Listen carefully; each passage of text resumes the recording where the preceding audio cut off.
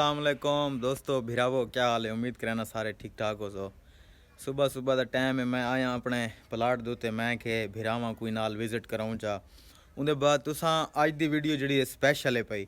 इहदे तुसां मेरे को पुछने सवाल कॉमेंट दे आके मेरे को सारे सवाल पुछो। अगली जी मैं वीडियो बने सा वो तुहाडे सवालों के जवाब दे बने सा। तो ये मेरा एक डेरा टाइप से पिया, घर को थोड़ा जिहा वंड है पिया। इतना मैं चार दीवारी पा के ते मैं इतना जड़ा है कि हल्का फुल्का कमरा पता है। तो मजीद जड़ा ना तो अपने घर भी विजिट करवे सा। अगर तुम कॉमेंट करके मेरे को आखसो जिस टाइप की वीडियो बनानी हो मैं को दसा रही करो, मैं वो टाइप की वीडियो बने सा। तो फिलहाल तो ये विजिट करावा, ये अपना डेरा जड़ा है पिया। इतना मैं बस निज़ाम शिज़ाम चल ही रहा। मैं ना आ गया, इतना दोस्त आ गए, गप शप कोई वीडियो शूडियो बनानी हो इतना निकल आया। अच्छा, काफ़ी सारे भिरा इो सवाल करें कि मैं कित्थों दा हाँ पिया। भिरावो मैं लइए शहर दा हाँ पिया। ते मौलवी दे बारे पुछदे ओ कित्थों दा है ते मेरा कौन है पिया। मौलवी यार मेरा बहुत अच्छा दोस्त है पिया, हमसाया है पिया। तो मेरी शॉप है पे मोबाइलों की, उनके नाल मौलवी बठे ते काम करेंदा ही। ते हुण भी उत्थें ही काम करेंदे ते उत्थों उनकी सारी गप शप शुरू थी। बस वीडियोज़ कट्ठे बनावन शुरू किए से।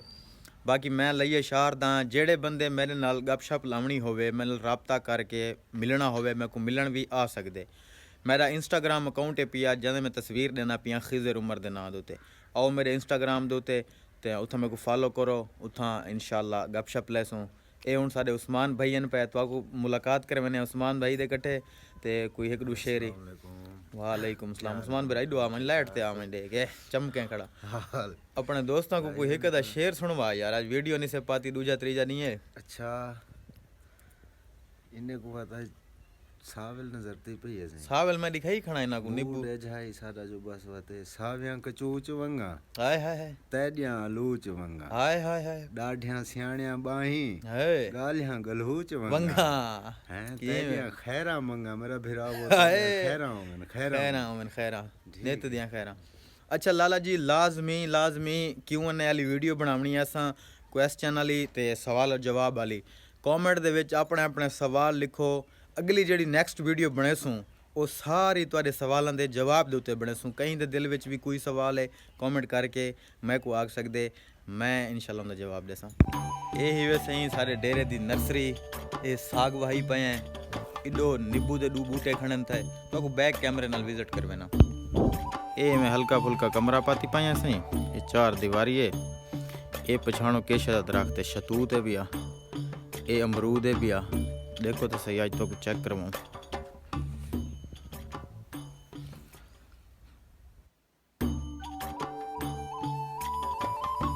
एक क्यारियां पे से जितना सावे धानिया ते ये थी गया साडा साग।